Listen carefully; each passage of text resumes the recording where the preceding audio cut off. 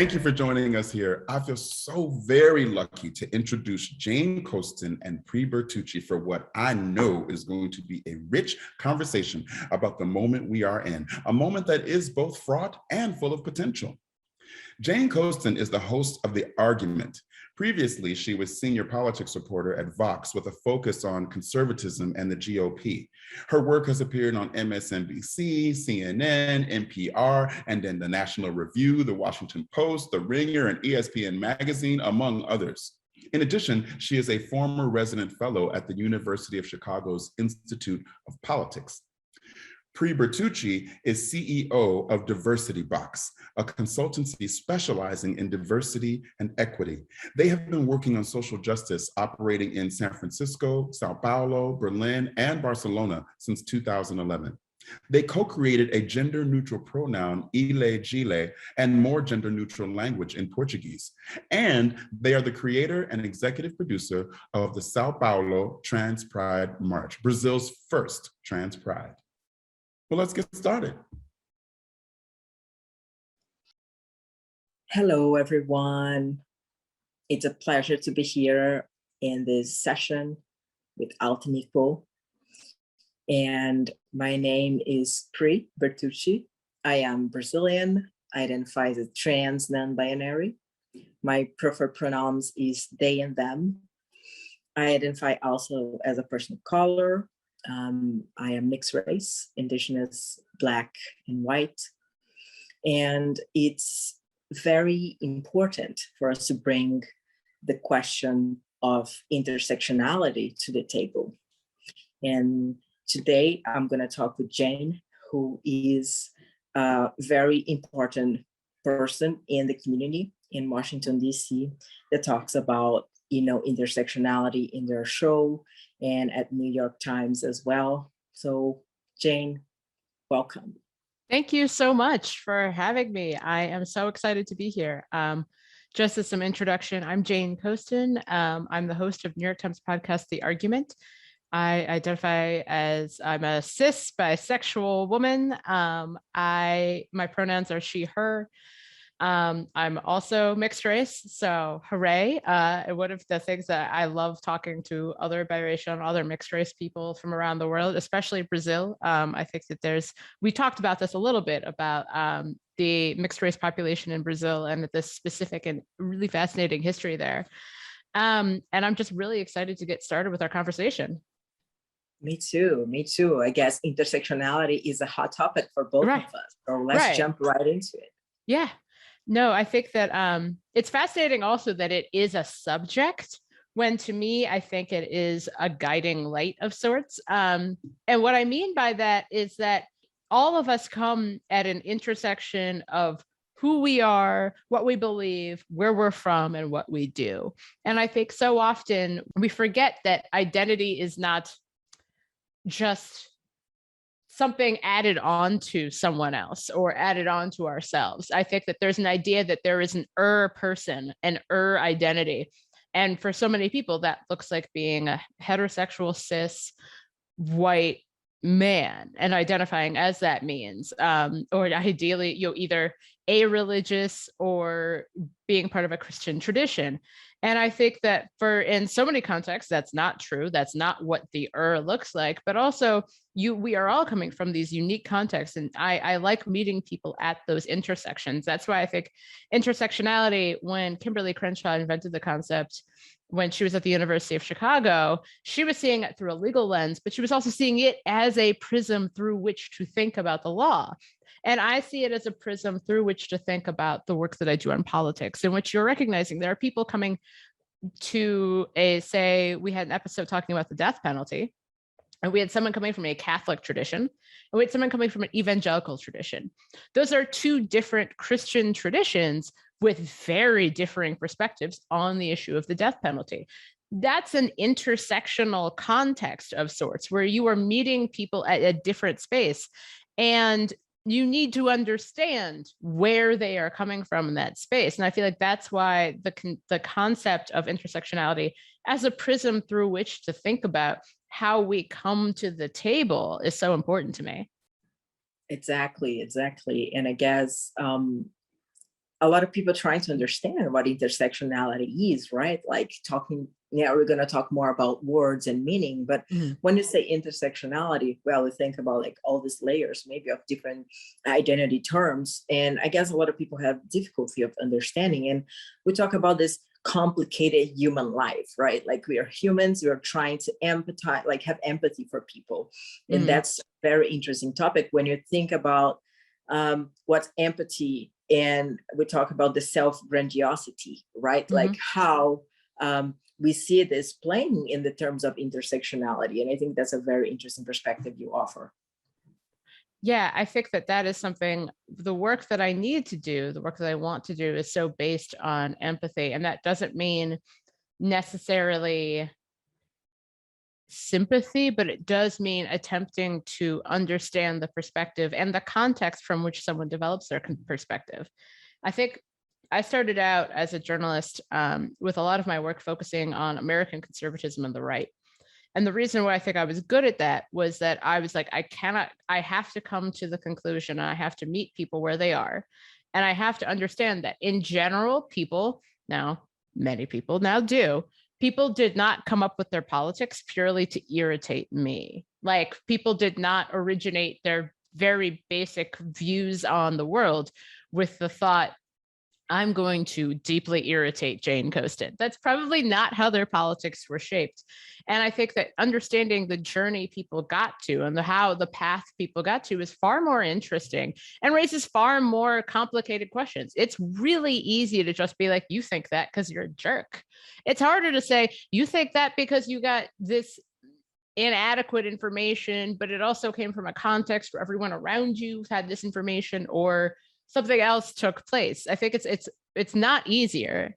It's far more complicated, but I think it is more accurate to think of the world that way.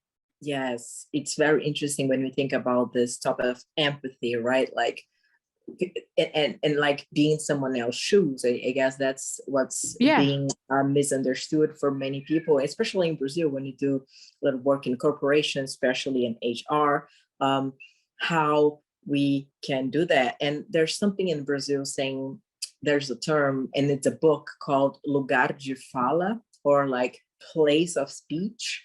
And it's written by this amazing Black feminist women in Brazil. And she talks a lot about how empathy is important, but as well, like as how being alike and not taking someone else's word or space. And I guess that's a lot of confusion of like, how can we talk about diversity, inclusion, intersectionality, have empathy, but also understanding what's allyship, not meaning I'm going to take the word for queer people and I'm going to speak on top of them. Mm-hmm. Right. I think that that is the opportunity to give space, especially give true space. We so much have moments in which we see people who are either attempting to be empathic or performing empathy, in which they talk over or layer over the voices they are purporting to uplift by saying like, well, what they really meant was what I want them to mean. I think that we see that often when we're talking about working class communities of color, or talking about folks from different walks of life, in which you cannot speak upon a community writ large. That's almost impossible to do. I think about this a lot, that my queer brothers and sisters have widely differing needs depending on their perspectives. And I think so often we just think about like, we are a community, but that is the same way that any community is, the same way a city, a neighborhood, a town would be. There are going to be numerous differing perspectives working towards numerous goals. And I think that that's something I think about a lot, of how not to use my empathy as a form of projection. I understand that there are going to be people whose priorities and thought processes are going to be very different than mine, and they're going to get to a different place than I will. And I can't project upon what I want or what I think and then say that's what they are thinking. That's, their number one priority is. And so I think that's something that's incredibly important in my work. And it's challenging because a lot of times you're thinking like what you want to hear is not what you're going to hear. But I think that that's the purpose of the work that I do, is to get at not what I want, but what I need to hear.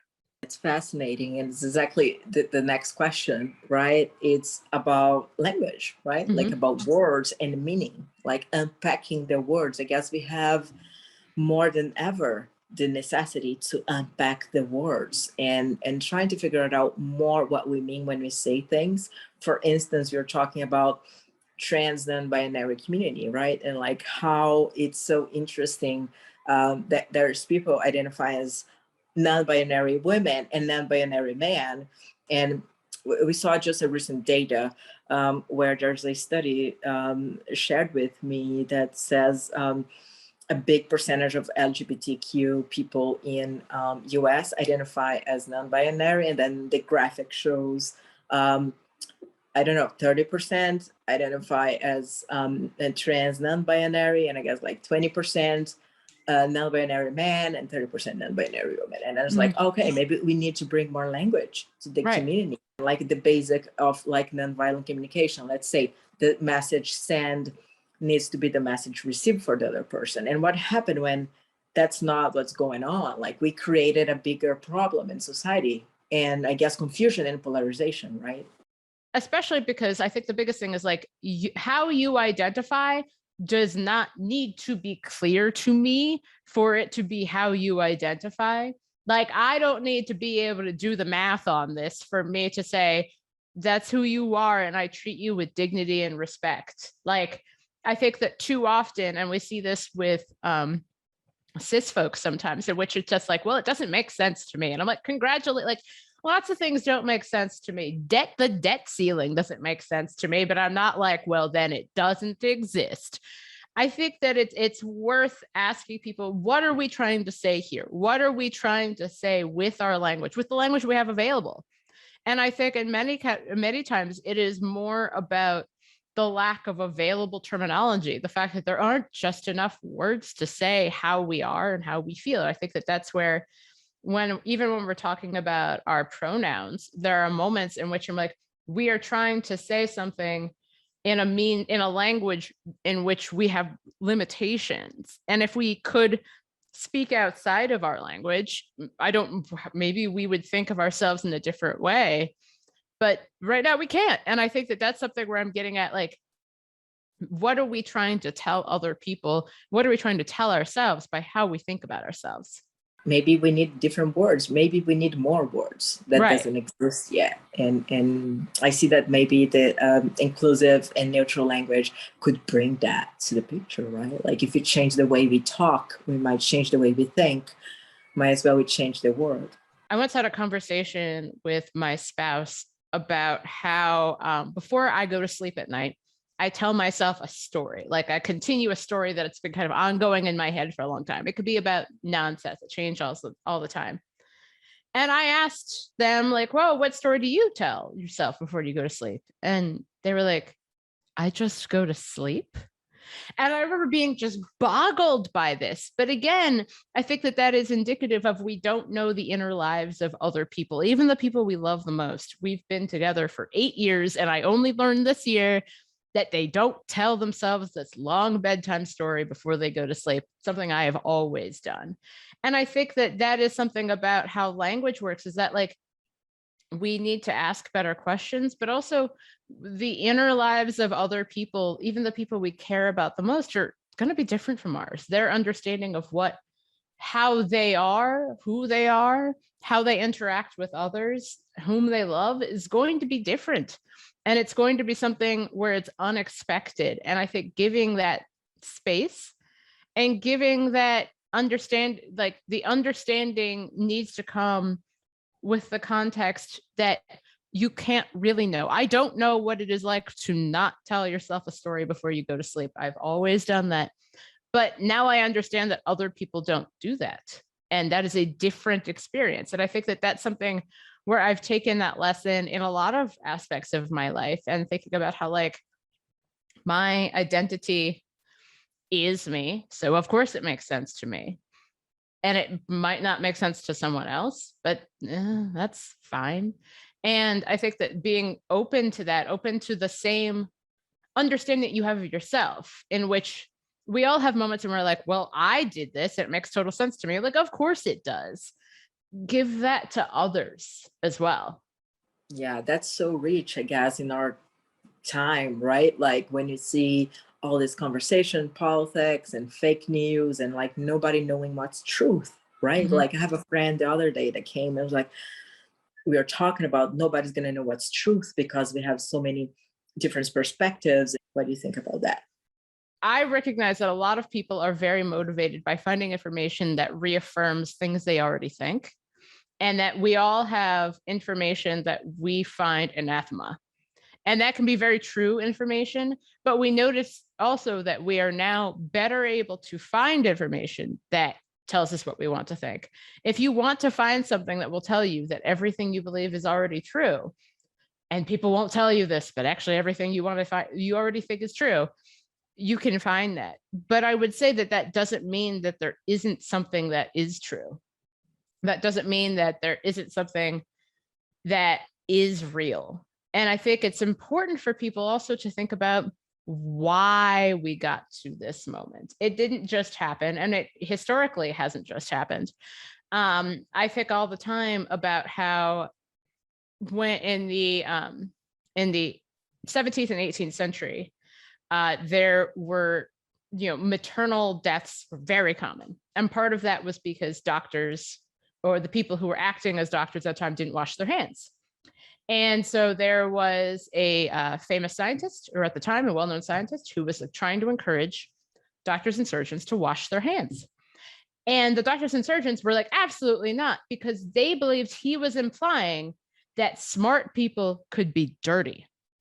And they were like, no, we can't be. That's awful. No. And this poor man eventually wound up dying, ironically, of an infection. But there was this moment in which people were like, I am very smart. I'm the smartest person in my community. I am the most, I am looked up to by my community. What do you mean my hands are dirty?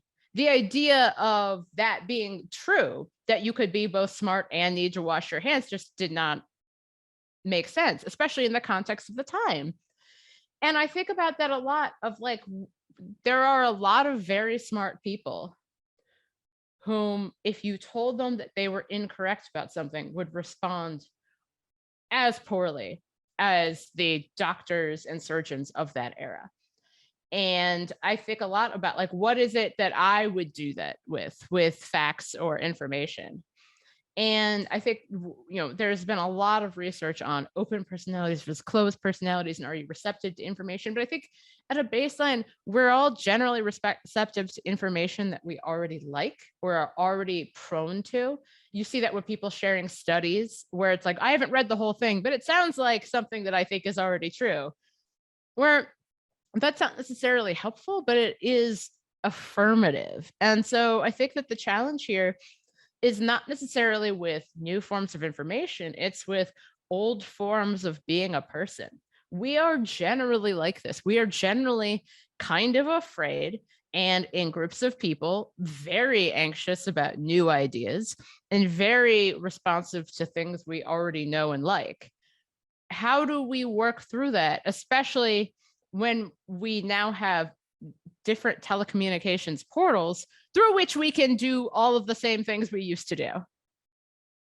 That's awesome. That's amazing. And remind me of what we shared before about the prisms, right? We talk about like a cube with different faces, right? Mm-hmm. And like sometimes you only see one of the faces of the third dimensional object, and different prisms for reality. That's what we need. And we are talking about like queerness and like how maybe talking about corporations, right? Like seeing how corporations can understand different prisms of queerness. Mm-hmm. And bring that in and invite that queerness, this new perspective in. Right. And I think that that's something that's really important, because too often I think that we see companies and corporations that are treating queerness as a layered upon attribute and not centered to whom some people are. And especially when we see that being used as a projection onto others, that if you have queer representation, you've done the work because you have the person. But have you done the work at the bottom? Have you done the work of the people? If you are a corporation or company that creates products, have you done the work on behalf of the people who might purchase that product? Would the people would queer people who are less well off than the people who might work for your company be able to purchase that product? You may have put a pride flag on it, but that doesn't necessarily mean it's affordable. You may have put a pride flag on it, but it doesn't necessarily mean that it was created in a sustainable way or created in a way that benefits the workers, many of whom may be queer, who made it. So I think I would ask companies or corporations to think about, like, how does that layer through every aspect of your work, where it's not just a company-wide conversation, it is a company-wide infusion of thinking through this issue and thinking through what identity looks like, where it isn't just having these people. Because at a certain point where you're just like, well, congratulations, you have like 3 gay men, 3 gay women, and 4 non-binary people on the board of this corporation, but that doesn't do anything necessarily. Like, we've talked a lot about representation and the idea of representation mattering, but I am concerned that we have made representation the end point, not the beginning point. The end, representation is not, that's not the end of the fight. The representation is to be able to, like, let's talk about things that would matter to these groups of people, not just saying like, we've got X number of X different kinds of people. Congratulations, let's keep building whatever it is we already do. You haven't answered the questions about what this means for the people who purchase your product, the people who make your product, the people who sell your product. Let's make representation just the baseline of, like, if you can do that, congratulations, you have entered the conversation. You haven't ended it. Exactly. Like, it doesn't mean like just having poster people or tokenizing Right. people for certain positions. And of course, like, what does it mean if you have a diverse, group of people inside a corporation or inside this group, right? Like this, my question is, what it means to be pro-LGBT people in your Right. opinion? I mean, I think it has to be, my first response would say, like, oh, well, it would just mean that you were pro people. But at a certain point, that doesn't really do it. That gets into kind of the color blindness of like, oh, all I see are humans. Where it's a certain point, it's like, if you cannot see that I am different, that seems more like a concerning issue than a like good thing. So I would say that it is about being available. It is about openness. It is about understanding that your comprehension of someone else's experience is not their experience. When you're thinking about how best to serve LGBT people and your response is to focus more on domestic partner benefits and not on ensuring everyone makes a decent wage, it's not that domestic partner and marriage benefits don't matter. I mean, I think back to, and I think that that's one of the funny things about doing this work now and being in this work now, is that if you told someone that like domestic partner benefits would be like the lowest rung of the ladder in say 1995, they'd be like, I don't even know what you're talking about. That would be insane. We're still, it is important to know that like since 1970, 1975, we are still in an immense period of change. But I would say that thinking about what your priorities would be aren't necessarily going to be the priorities of the folks that you're trying to reach. And that being pro-LGBT means being willing to listen to and speak with LGBT people and meet them where they already are. Saying that like, actually what I really need is to make enough money to support my partner. Actually, what I really need is help with being able to, do the work that I need to do. Actually, what I'm really concerned about is that when I try to come into this office, I get harassed on my way to work. Actually, what I really need is to feel safe and supported. You give me like metro benefits, but can you help me with feeling safe. And like when we're going to a workplace event, can I be sure that everyone is going to treat me as I am?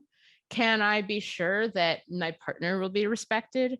Can I be sure that if I am asked to travel overseas because of this work, you will think about the fact that there are certain countries to which my presence and my identity might make me unsafe?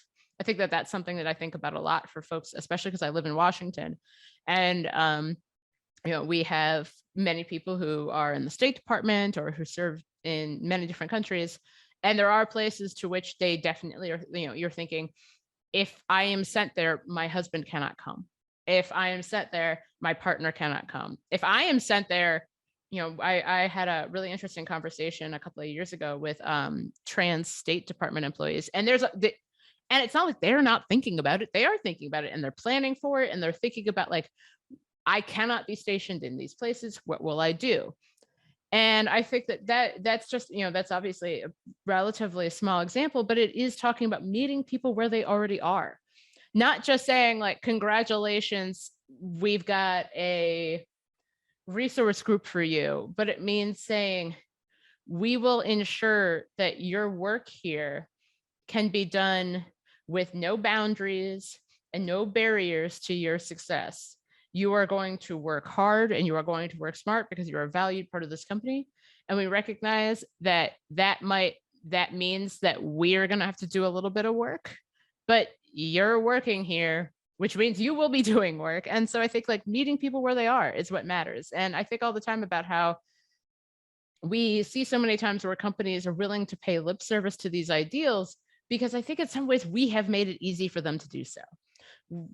Sometimes we have said that like, yes, Queen, you have this representative group in an advertisement, but did anyone who worked on that campaign come from that group? How much did everyone make who was asked to photograph and cater and clean up after this photo shoot of this very pro-queer person? What did that look like?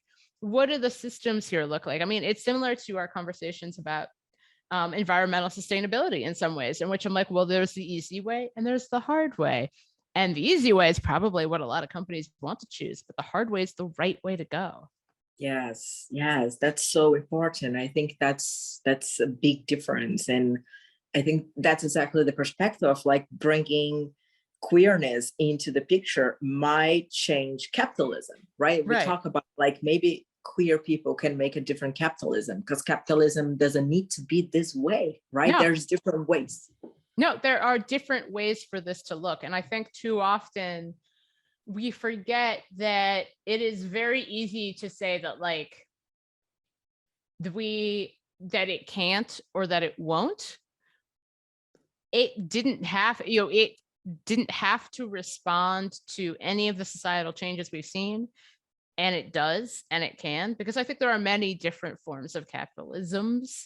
I think that occasionally we have moments in which we think that we have a recency bias. We think that everything will be the way it's been since 2015.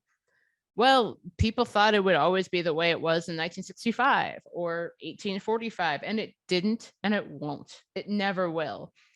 And so I think recognizing that there are different ways to build these systems, there are different ways to build what it could look like. And I think that there are moments where you have people who are looking towards either a halcyon utopia or an idea of what life would have been like before something. And I think both of those are detrimental to the folks who are in this world right now. It doesn't do us any good. And it specifically does not do folks who are working class, people who are working, day by day in these systems, to start imagining a system that is outside of the one that we have now. And I think it does a lot of good to think about how those systems can be better, how those systems can work better, how I think in some ways it can feel to me somewhat elitist to think about how, well, this is just late stage capitalism. It'll never, like, we just have to give up and move on, because we're thinking like some people can, but a lot of people can't. a lot of folks who are working very hard, like I keep thinking about like, if you're working in the service sector, if you're working in construction, if you're working in a whole host of areas of this country that we don't see, where, you know, we've been having this conversation in, I think, a lot of white collar positions about returning to work and people talking about like, oh, I'll never go back to the workplace. There are lots of people who never had that option. There are lots of people who have been cleaning offices nobody goes to, who have been working in restaurants and grocery stores that people are wanting to order from. There are folks who are working in the gig economy who have been at work this entire time. So I think it's important to recognize that these conversations are going to look different depending on your positionality in all layers of capitalism. But there is a way to be in this and improve this. Yeah, and I think it goes back to the intersectionality conversation, like having this broader view, having the prismas, right? A different prisma of the perspective of how we can change the way we're doing things, right? With more diversity. And we talk about like what it means to have a queer person in a board, let's say, of some big company, like what it means to have that queer person there. What would change having more queer people in the board of something? Well, I think that really depends, doesn't it? Because I think that so often we think of the positionality of the queer person as being the goal, that we have a queer person of any type. But then I think that seems in some ways to be the type of tokenism that I reject, in which we and you see this with folks having conversations about Black and brown people, in which it's like, well, we have one African-American member of X. And for one thing, having been, and I'm sure you've been, and a lot of people listening may have been, the one non-white person, the one queer person in the room, you are essentially asked to become the spokesperson of what, 12 million people or something like that, like where it just is like, congratulations. It's like, you know, I always joke that like when people talk about the Black community, I'm like, there's no Zoom, like we don't have meetings, we didn't vote on anything. And so I think that occasionally we do this with queer representation, where we think that like they made one movie or they have X number of queer people in X program, but it just is like, who was involved in creating it? Who are the people who are the backbones of these systems? And how do they think about the positionality of queerness in these conversations? And I think that that's something that's really important to think about, of just saying that like, you may have a queer person at the top of a corporation, but what does the corporation do? If your corporation is causing bad outcomes for queer people who are further down the income ladder, that doesn't really seem like much of an achievement to me. And I think that there can be moments in which you have I want to focus more on folks. I mean, I think my intersectionality is very class conscious, where I am thinking about the needs of people. You know, I'm a queer person with a New York Times podcast. What about the queer people who don't have that, aren't heard yet on my podcast? What about the people who are outside so much of our voting and conversational systems? I always like reminding people that like most Americans don't vote, and most Americans don't feel heard in our politics for any number of reasons, or have given up on our politics for any number of reasons. And I think about how even the people who are wanting to talk beyond some of the work that people within the queer community have done, in some ways they then wind up falling back on those, I think, self-projecting tropes. And what I mean by that is, I remember there was a lot of talk when over the fight over marriage equality about how we don't need to focus on marriage equality. Like, that's not the right focus. What we need to focus on are these particular aims that I had anyway, which as a married person, I'm like, I actually am pretty jazzed about being married. It's great. Huge fan. Love it. Team marriage. Let's do this. I wanted that as an option because I wanted that as an option that other people had as an option, which is great. But I also think that there are too often where we combine and conflate our identities and our aims with the identities and aims of other queer people, where we think of ourselves at, like, we think that we are and our experiences are representative of queer people writ large. And I think that, I've done a number of episodes on this very subject, thinking about how, like, there are lots of queer people who are very different from me except for that one thing, and even their queerness is different from mine. And so I think a lot about how it's all going to be more complicated than I think a lot of companies are ready to think of it being, but it has to start with conversations. It has to start with thinking outside of yourself and thinking outside of your own priorities. My priorities as a queer person at work are about ensuring that, my identity is respected and protected, and that I can do the best work I can.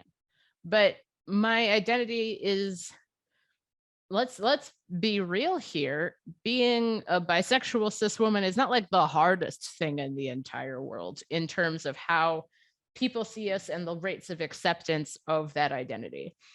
And I think that prioritizing the folks where we know that, trans people of color, trans working class people, that's going to be an identity that I think that we need to speak towards. Well, we need to speak with people who are living through those experiences to really understand, like, what exactly is it that you want or need to hear? What would make your work safer? What would make things better? Because you can be, I always like to joke that, like, you can be queer and be like, it's possible, it's doable, and we've all probably done it. And I think that the real representation is just the start. And it's that openness and that willingness to think of your priorities as being yours, and recognize that other queer people will have other priorities, especially in the workplace. That's for me when we start making progress. That's amazing. You're speaking, I'm taking notes because it's great. It's great. It makes me think about so many things. And one thing that comes to mind is, like, how uncomfortable it is for a lot of people to have this conversation, right? Like, it gets people in a very uncomfortable place. And what I noticed is that people try to run away for the uncomfortable. Right. And my question is, what do you think people can do to sit in the uncomfortable place and look at those issues that we're talking about?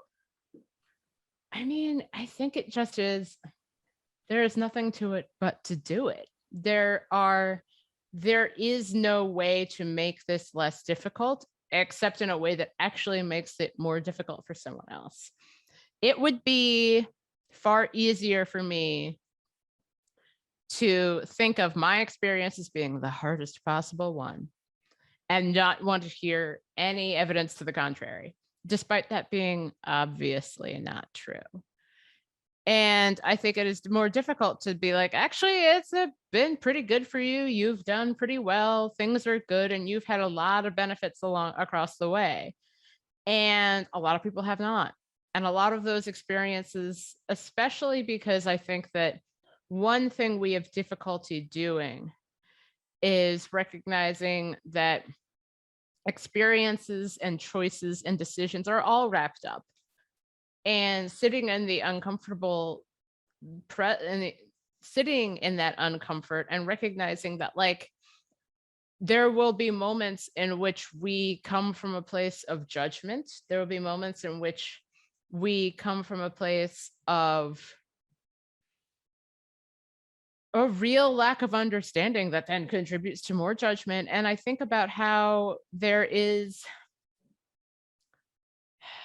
nothing to do but to recognize that this was not supposed to be easy, and that the answers may not come, that there may be no moment where you can come up with the something that will make it better, because there might not be something. It might be a series of somethings. It might be genuinely thinking, like, I wish I could go back 15 years and make a lot of this not have happened. It might be far harder than you are ready for it to be, but you have to just be in that and sit in that and just recognize that, like, this is a moment in which you are in this for a reason. You are willing to do this for a reason. And I think that is a really important moment for me of saying, this is not going to be easy, because it wasn't easy, and it wasn't easy for you, and it won't be easy for the person working with you. Just do it.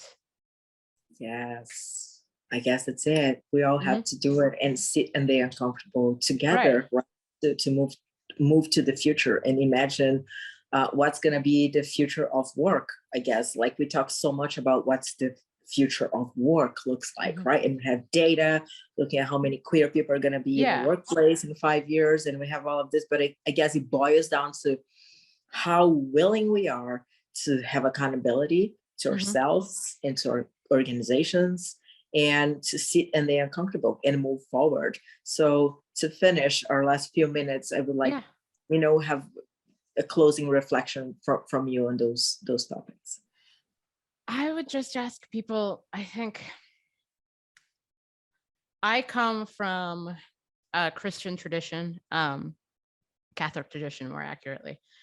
And I think a lot about how there are numerous biblical stories in which people project onto a moment, or onto Christ, or onto God, their understandings of how the world should be, or what should be needed right now. And there is a moment where Christ and his disciples are on a mountain. Jesus Christ and his disciples are on a mountain, and most of his disciples have fallen asleep because it's late. They're tired. They've climbed a mountain. And suddenly Peter is still awake, the disciple Peter. And suddenly Jesus is bathed in white light. And next to him appear Elijah, the prophet Elijah, and Moses. And it's this amazing moment where you have proof. If you are a disciple, you have proof that Jesus Christ is appearing to you as part of a lineage, a tradition. Everything you have ever wanted or believed is true. And Peter responds by asking Christ, should I build tents for all of you? And I always like to joke that his response is real estate opportunity. Yeah. And I always like imagining that Christ is like, really? But we do that all the time in our daily lives. We see something we don't understand or are overwhelmed by, in good ways and bad ways, and then we project onto other people our own desires, our hopes, our fears, our least wanted emotions, and think, well, that's just the normal reaction to have. And I think we do that in so many terms with equality, and thinking about equality, what equality looks like to me, and what equality looks like to someone who maybe the person who's driving my Uber, or the person who helped build my apartment building, or the person who is responsible for the metro train I might take to get to the office. That's all going to look different. And we might disagree there. And I think it is all too easy for us to project upon other queer people and say, well, what they want is what I want. Ergo, my work is done. If my desires are fulfilled, we're good here. And that's not true. It is okay to sit in discomfort. It is okay to think of others first. It is okay to think and ask and take in information that will make you feel uncomfortable, or just goes against what you think, you would just think. That's all okay, because the end goal isn't representation. That's a start. The end goal is finding fulfillment. The end goal is finding paths to peace. And that doesn't necessarily have to look like foreign policy peace. Sometimes it just needs to look at peace in your workplace, in your daily life, in your relationships. And for so many people, work is a path towards an ultimate peace, towards security, towards fulfillment. that's going to look different to many people, and how that happens is going to look different. And it's on us as leaders in the workplace and outside of it to not project our peace onto others, but to ask, what would bring peace to you?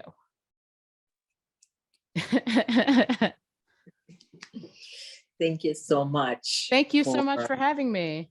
Sharing all of this information.